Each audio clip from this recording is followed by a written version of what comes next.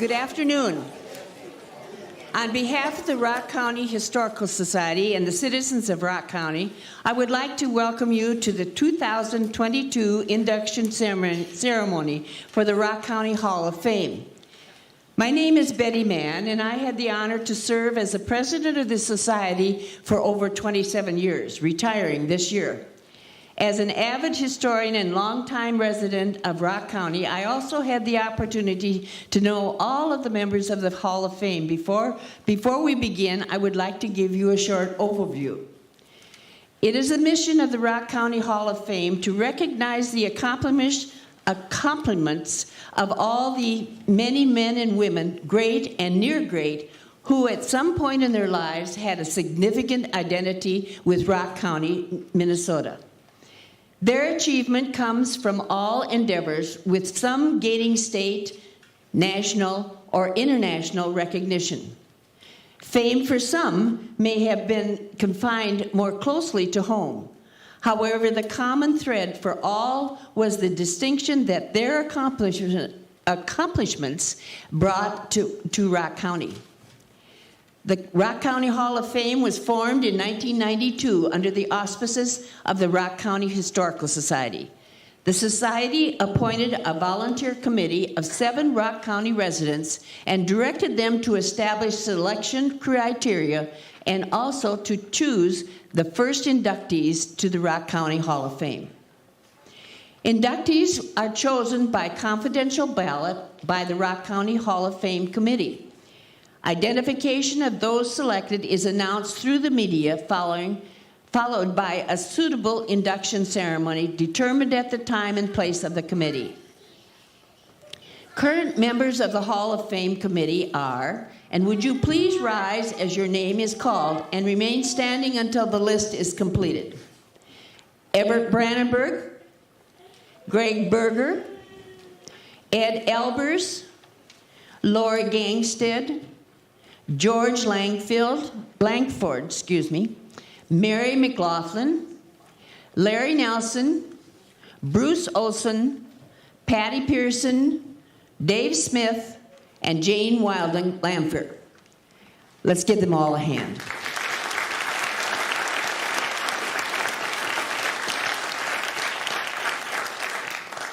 The Rock County Historical Society's History Center is the home to the Hall of Fame plaque, as well as material and information about the members.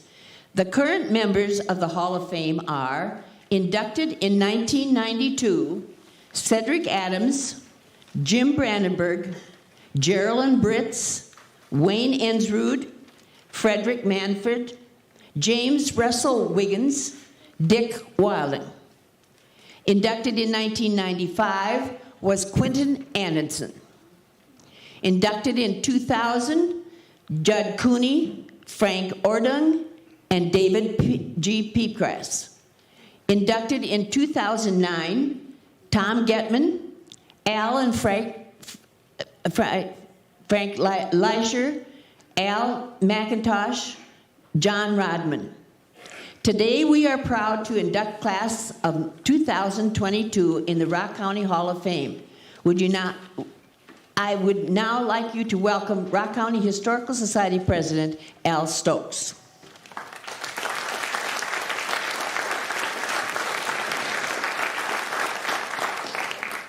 Thank you, Betty, and thank you, folks. On behalf of the Rock County Historical Society, I'd like to say welcome to a very special event. I'm a very, very small part of this, but it's an honor to be here and take part in it. And before I forget, thank you to the nominating committee for your efforts to get us to this point. My role as MC is going to be simple. I'm going to be the traffic director. I will introduce the inductee, and then I will ask the presenter, or the inductor that they call them. I'll ask the presenter to come forward, and they will present the individual. When that is completed, then I will ask any family members that are present to come forward, and at that time, if there's a spokesperson in the family that wishes to say a few words, make a brief comment, they'll have that opportunity at that time. But when the family is up here, then the presenter will present a member of that family the medallion. And when we are completed with this project, this part of the project, we're going to adjourn down to the History Center. There will be we'll have refreshments, and we will unveil the Hall of Fame wall board that we just got put up. So hopefully you can all come down for the reception at the History Center and have a time of fellowship down there. So at this time, our first inductee is Dutch Elbers, and being presented would be, the presenter is Mel Van Batavia.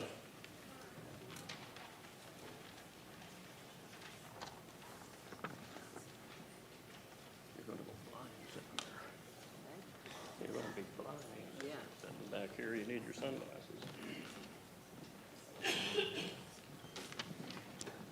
Hello, I'm Mel Van Batavia. I've been the mayor in Steen for over 25 years, and it's my privilege and honor to tell you about Dries, better known as Dutch Elbers.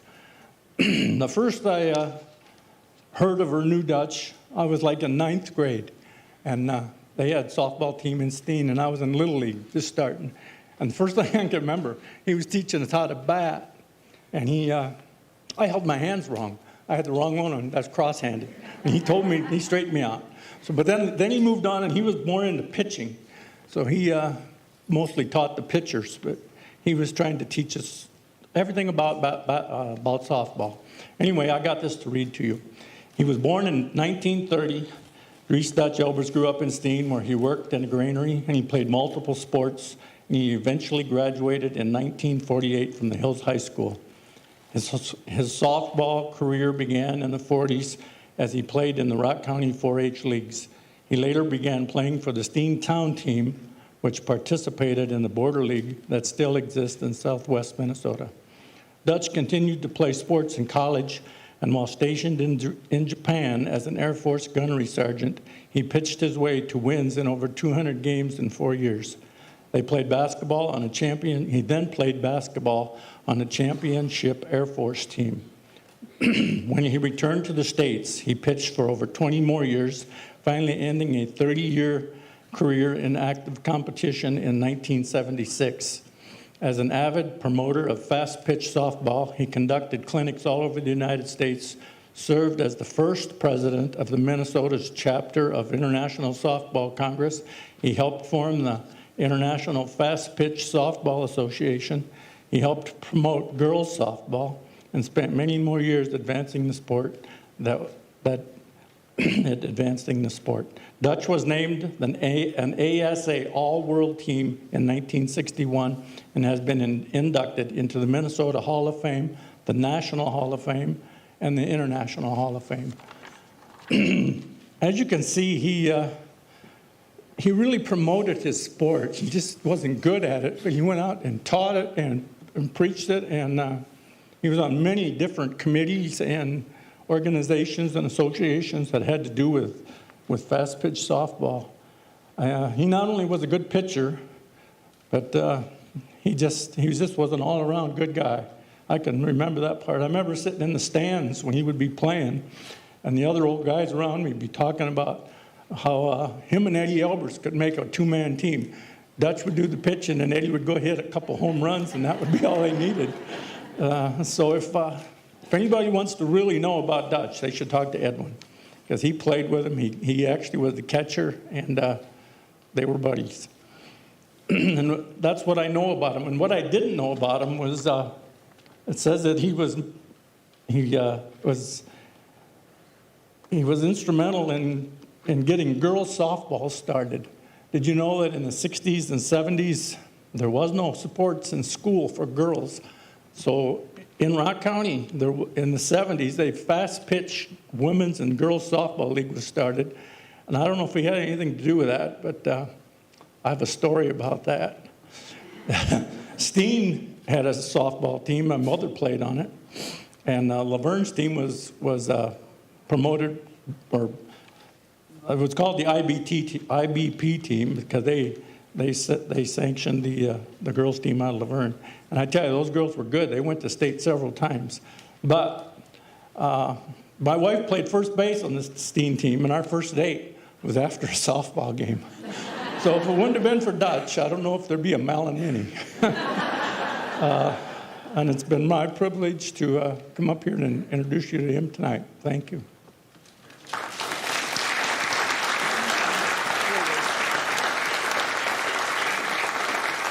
I forgot one detail on the family, on my traffic directing. If the family would come up this way and exit here, it'll make things go a little bit smoother. So the family, come on up this time.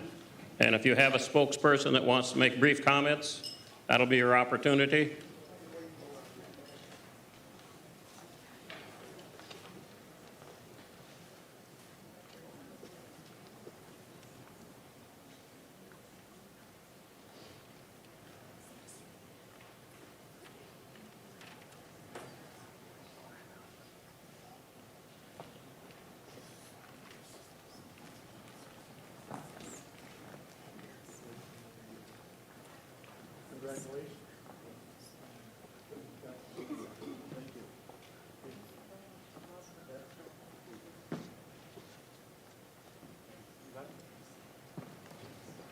Thank you. You have For the any? Rock County Hall of Fame. Dad, I know you're up there smiling at us. Welcome home. Thank you. Come up this way. Thank you. Thank you. Congratulations. The next inductee is Wendell Erickson, and the presenter is Senator Bill Weber.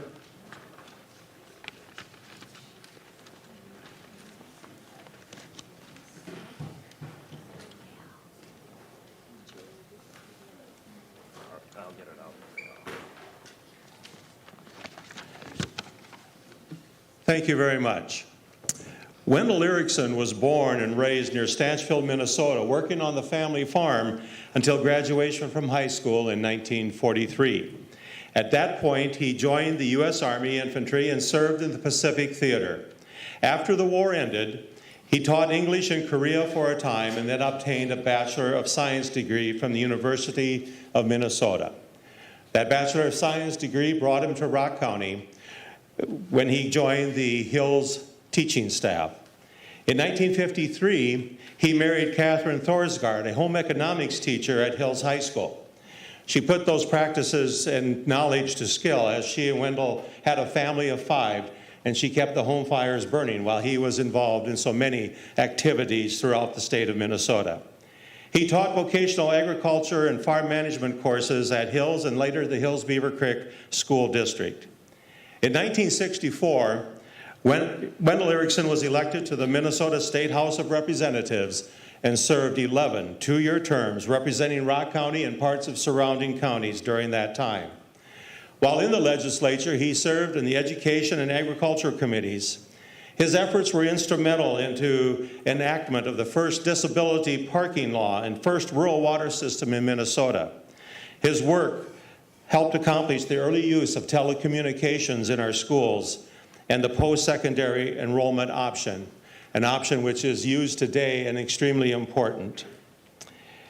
After his time in the legislature, Wendell continued to serve his community by serving on the Board of Education for the Hills Beaver Creek School District. After that, he served on the Rock County Board of Commissioners. He was also a member of the Bethlehem Lutheran Church Council, and he served as on the adjunct facility at Southwest Minnesota State University in Marshall. Wendell never tired of serving his family, his church, and his community. My wife Barb and I were privileged to volunteer in the last couple campaigns that Wendell had for the state legislature. We worked with signs, we worked with mailing preparations. 26 years after he left office, he was out there putting up signs for my campaign in 2012. The main difference was I was in my late 20s when I was putting up signs for him. He was in his mid to late 80s when he was putting up signs for me. But those of us that knew Wendell learned that dedication to service your family, and your community know no age limits. He has served as an inspiration for many. And with that, I am indeed honored to present the name of Wendell Erickson for inclusion into the Rock County Hall of Fame.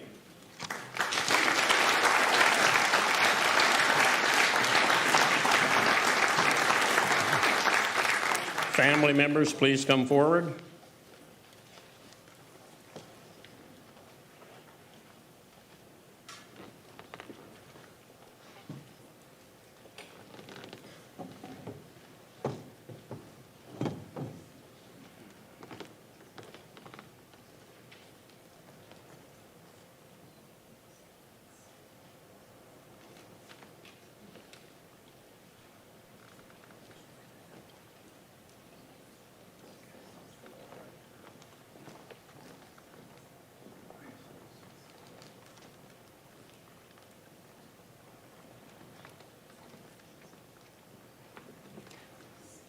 So on the way here today, my mother, Catherine, she's right down here in the front row, she was talking about how when my father came to Hills in 1951, he was so thrilled to come here because the farmland was so wonderful. He considered it a privilege to be here.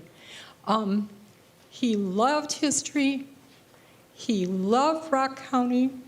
He was grateful for all the friends, neighbors, colleagues, and former students that he knew from here. So thank you. Thanks so much.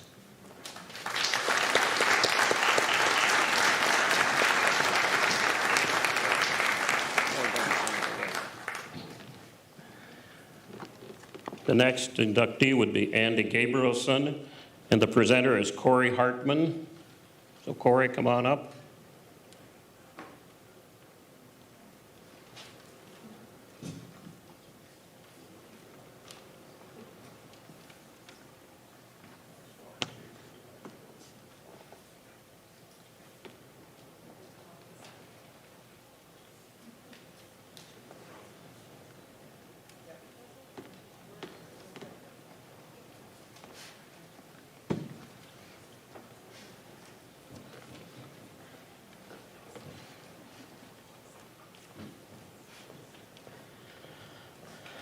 Good afternoon. I said good afternoon. There we go. Thank you all for coming today. Andy Gabrielson was born in 1987 and grew up on a Rock County farm. From a young age, Andy displayed an unusual interest in the weather, even for a farm boy. He would study weather maps and watch the Weather Channel instead of watching cartoons. As early as 16, he was chasing storms. His family saw his unique ability to understand and predict the weather. After graduating from high school, Andy began taking online business classes, and he created his first website, findthetornado.com. And indeed, he did find the tornadoes. He mounted a camera on his dash, and he began streaming weather and chasing and showing the world what he was seeing. He created an award-winning Twitter account where he would warn the public about approaching storms. More and more of his storm videos began to be featured on local TV stations and national networks. As Andy's knack for filming tornadoes caught the attention of a larger audience, his work was recognized by top television meteorologists around the country and around the world. He was steadily gaining popularity and respect, but Andy's main goal was to improve public safety. Andy's selfless pursuit of the common good led to his position at the top of the storm-chasing world. Thank you for letting me introduce or reintroduce you to Andy Gabrielson, and thank you for inducting him into the Rock County Hall of Fame.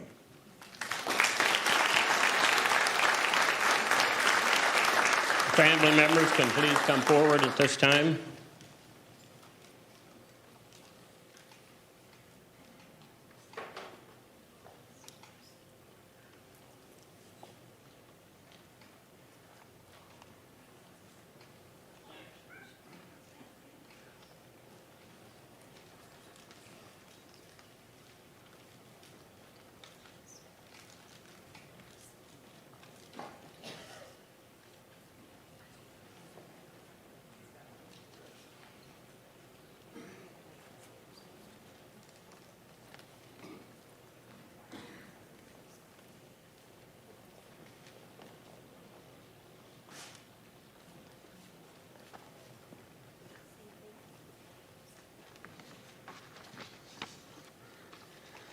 Andy became interested with weather at a very young age.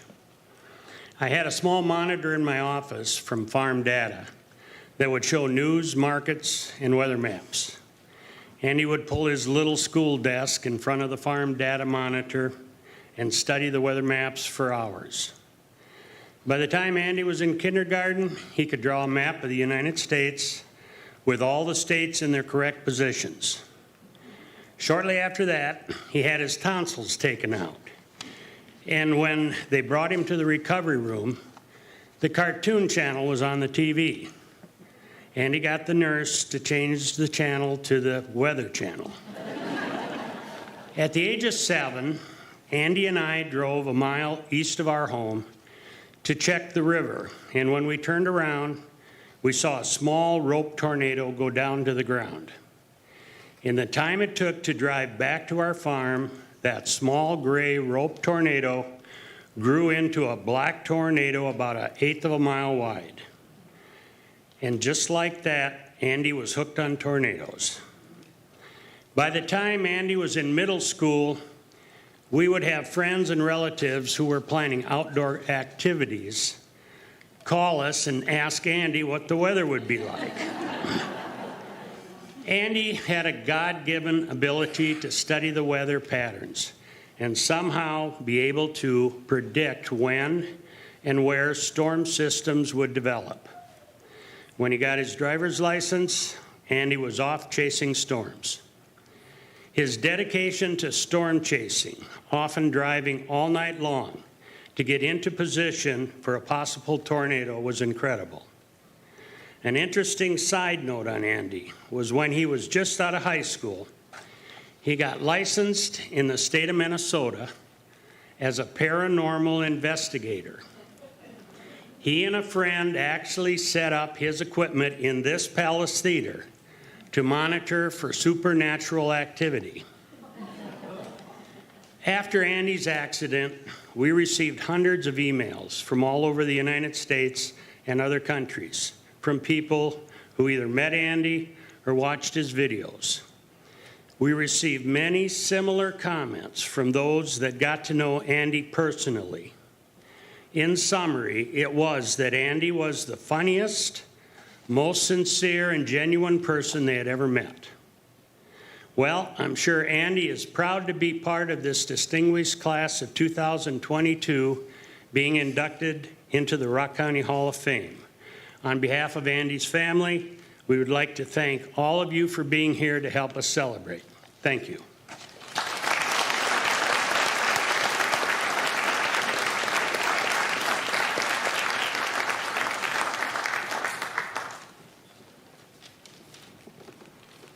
The next inductee is Arlen Olson. Jerry Deichel will be the presenter.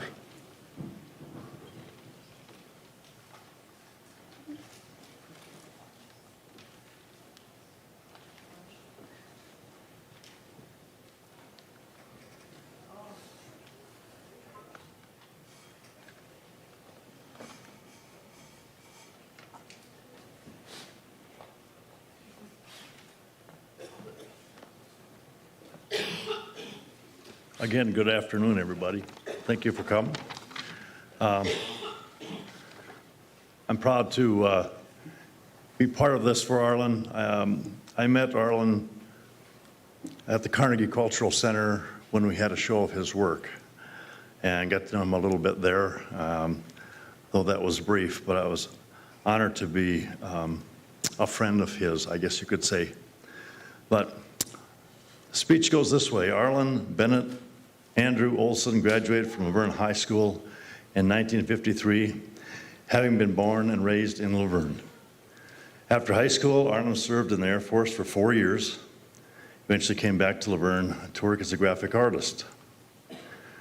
While starting college, and he graduated from Augustana University, he earned his Master's of Education at the University of Minnesota. He was a beloved teacher at the White Bear Lake School District. And after teaching, he traveled throughout the U.S. with his wife, Martha, selling his artwork. He was internationally renowned automotive artist with dealers in Europe, Canada, and across the U.S. And yes, he was very detailed in every part of the automobile in which he was painted, which he painted, and in the backgrounds also. Arlen kept coming back to his roots in Rock County. He participated in Arts in the Park. He drove his own restored vehicles in local parades. He came to local Memorial Day events and followed his hometown sports teams. You can find prints of his paintings around town. There are a lot of them. They were for sale at the Carnegie after he had his show, so a number of people purchased them there. He was commissioned by the Council for the Arts and Humanities in Rock County to do a painting of the Luverne 30 in front of the Luverne Depot. He loved this car especially, and did extensive research and be sure that all details were correct. This painting is now viewable at the History Center. I guess that takes care of what I have to say. Congratulations to Arlen and the family. Thank you.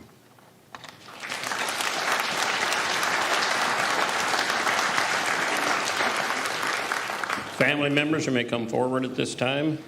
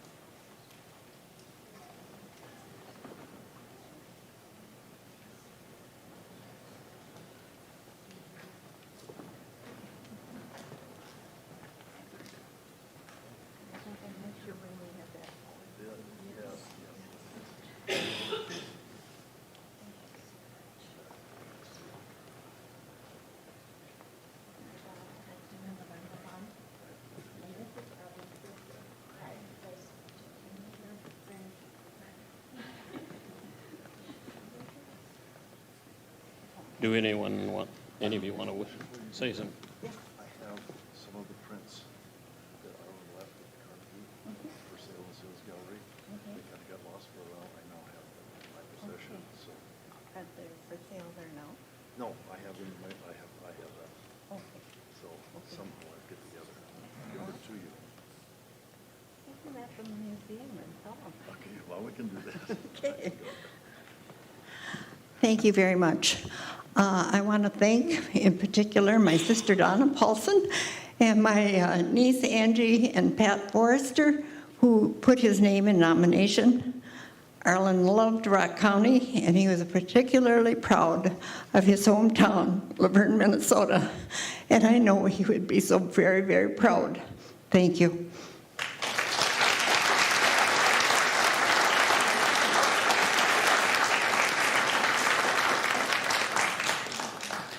David Sperling will now present Sheldon and Elnora Sandager.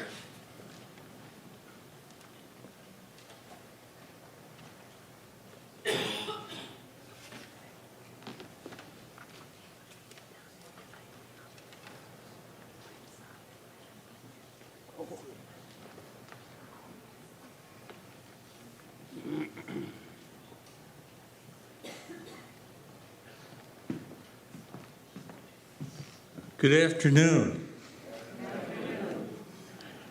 If I put my glasses on, this will be easier. I was honored to be asked by the family to make this presentation. And having known the Sandagers for some 5 decades, I thought I knew a fair bit about them, but I learned I didn't. So, Sheldon and Elnora Sandager became a forever team when Sheldon a Hills boy, married Elnora Henke, a girl from Lenox, South Dakota. The couple settled on the Skovgard Sandager farm west of Hills, which Sheldon's grandpa, Skovgard, had settled in 1872. Now, it was mentioned that this was to give honor to folks who had made some contribution to Rock County. It appears the family got started earlier than most anticipated.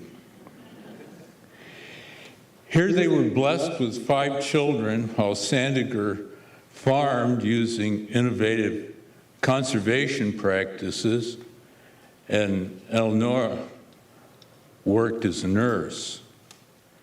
During this time, the couple also served as host families for foreign exchange students through Farm Bureau and then the Mast International Fund. This experience may have led to their desire to work around the world. I think in part that was the result of an inauguration speech of John Kennedy in '61. Seems he had this line that has been repeated often: ask not what your country can do for you, but ask what you can do for your country. Shag and Ellie thought that was really a very neat idea, and they treasured the idea. From '65 to '67, the Sandagers did volunteer agricultural and nursing work in Ethiopia.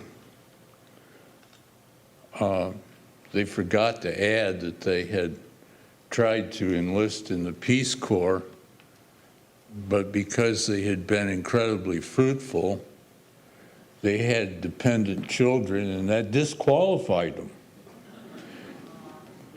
So they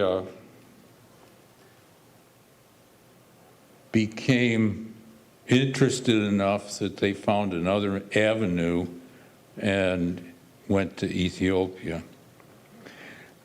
The couple worked for the United States Agency for International Development on a seed development project in Tanzania from 1974 to 1976, and then again from 1981 to 1986 on a similar project in Ghana, which is in West Africa.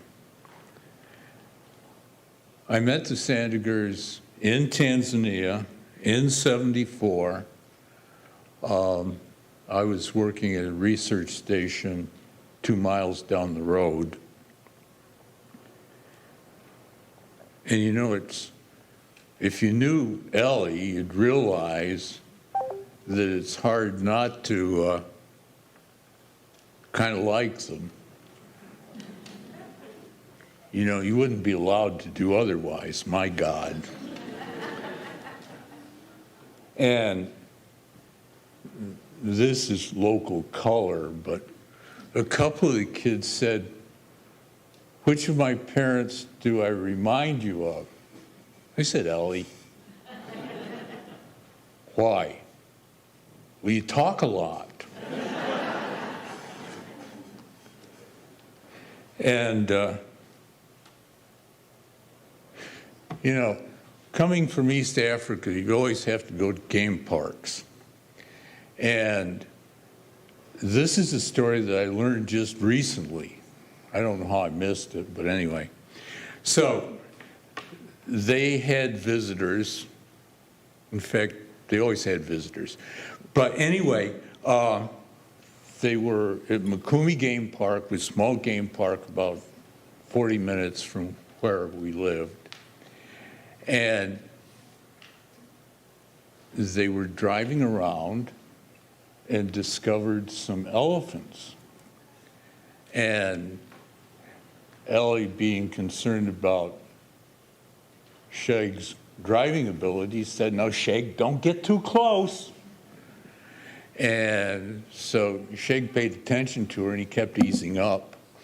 And pretty soon the elephant decided he didn't like company that close. And elephants have very large ears, and when they start flapping them, that's not a good sign. And when they trumpet, that's even a worse sign. And this particular elephant just had enough, so he started charging them. Ellie said some unkind things to Shag as he was putting the car in reverse and going like hell backwards. That's just local color. It could be a story that was made up, too. Anyways,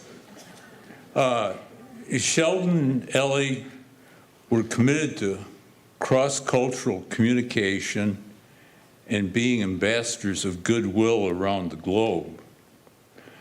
With their experience in agriculture and nursing, their skills in communicating, and Ellie's cooking, they were able to connect with and help people everywhere they went.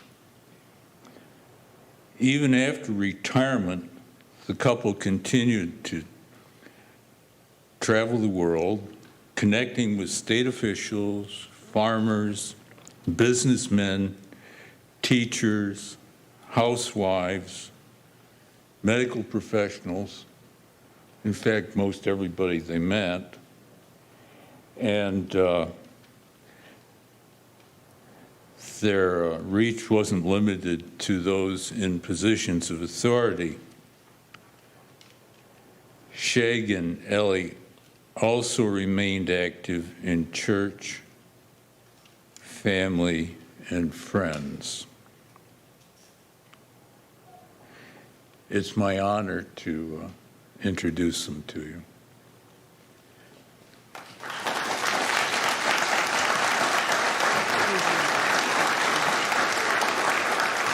The family may come forward at this time.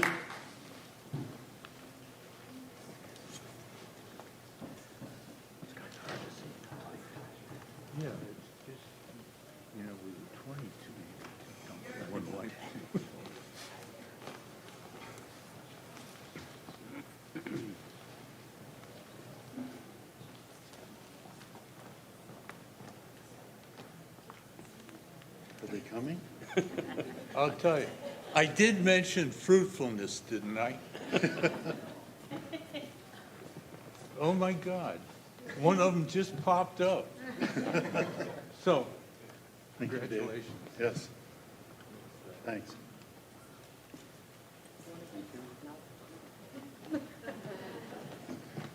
Just a few words.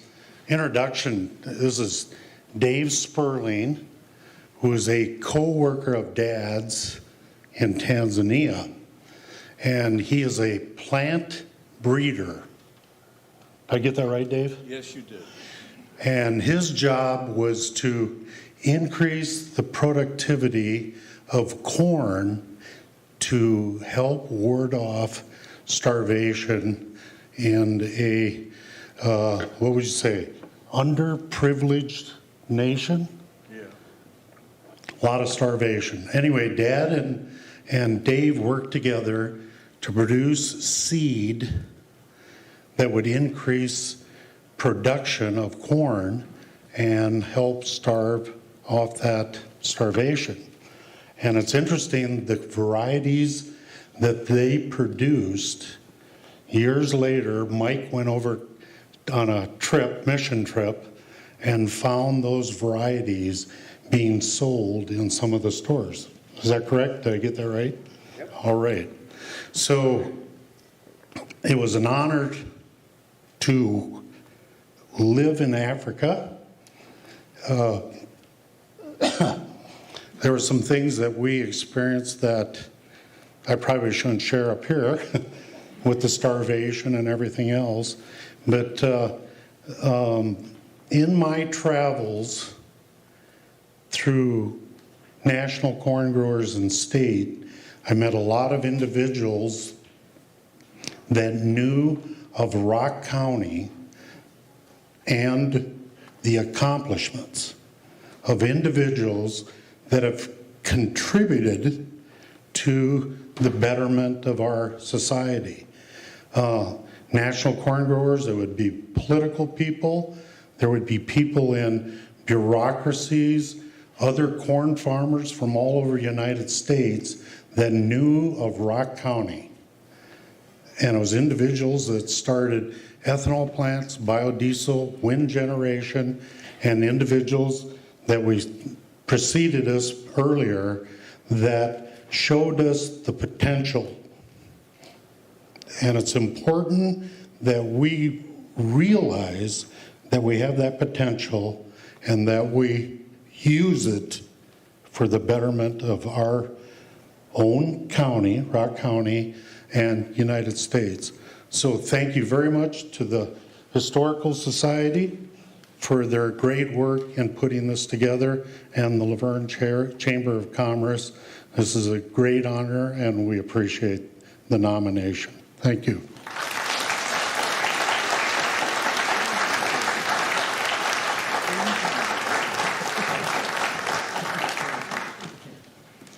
The final inductee today is Lloyd Voss, and Bruce Olson will be the presenter.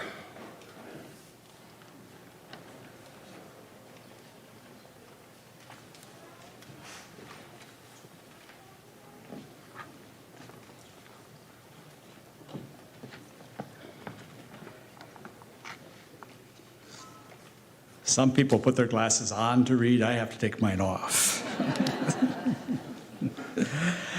It's my pleasure to introduce to you this afternoon Lloyd John Voss. Lloyd was born in 1942, the son of Hub and Rosella Voss. Lloyd grew up on a farm just east of Magnolia. He attended Magnolia schools, graduating in 1960, along with 13 others. While in high school, Lloyd excelled in sports and was a three-sport athlete, earning all-state recognition in football, basketball, and track. By the way, they were the only three sports offered to boys at that time. But it was in football that Lloyd was to become a professional. He went on from playing 6- and 8-man football in high school to playing 11-man football when he accepted a college scholarship to play football at the University of Nebraska. While at Nebraska, Lloyd became a 3-year starter at defensive end. In fact, Lloyd became an all Big 8 selection, played in the Orange Bowl, which they won, and in the Chicago All-Star Game in 1964. Lloyd was inducted into the Nebraska Sports Hall of Fame in 1996. After college, Lloyd was drafted in the first round by both the Green Bay Packers of the NFL and the rival New York Jets of the AFL. Lloyd played 2 years for the Packers, collecting a Super Bowl ring in his second year. He was then traded to the Pittsburgh Steelers and played there for 6 seasons, along the likes of Mean Joe Green and L.C. Greenwood, helping them to become a part of the Steel Curtain. Lloyd then played 1 year for the Denver Broncos and finished his professional career playing a year for the New York Stars and the Charlotte Hornets of the defunct World Football League. After Lloyd's 10-year career in professional football, he returned to Pittsburgh and became, in succession, the manager of recreational activities for the Pittsburgh City Parks, superintendent of the Pittsburgh Parks Department, and youth director for the NFL Alumni Youth of America. It was from these positions that Lloyd was able to give back to the underprivileged youth with his time, his money, and his commitment to helping those less fortunate than he. Lloyd's involvement in both the NFL and Nebraska Alumni Associations helped get others involved as well. In Lloyd's own words, he said, "I wanted to give something back to the game. I feel good about the work we're doing with the kids." And so, an old professional football player who reaped many career awards from Magnolia High School on through the Pittsburgh Steelers may have done his best work working with underprivileged kids. Way to go, Lloyd. Thank you.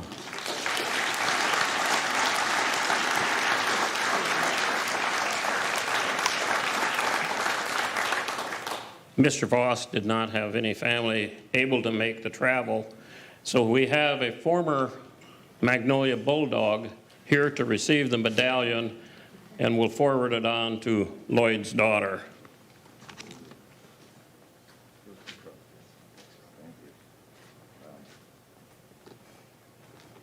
Thank you very much. Nice to see everyone. I first got to know Lloyd when I was about 10, and he was about 15. We were loading bales in a bale wagon. His neighbors helped each other. We were his neighbor about a half mile south, and we often helped each other. I was about 5'10", 150 pounds. Lloyd was 6'2", 230.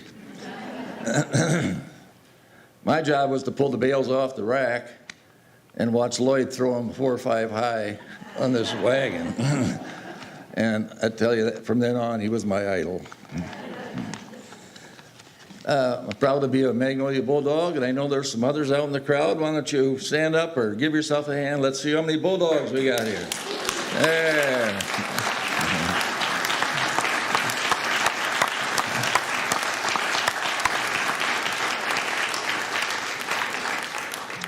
Jane said, make sure you only say a few words, so I won't belabor this, but I did want to say, if you look at that picture closely, you notice that curl on top of Lloyd's head. To me, early on in his career, he reminded me of Superman.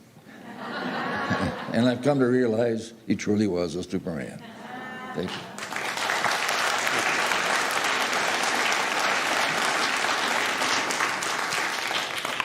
That concludes this portion of the induction ceremony, and hopefully all of you, or most of you, can join us down at the History Center for a reception, refreshments, and the unveiling of the new Hall of Fame board on the wall. Thank you for coming.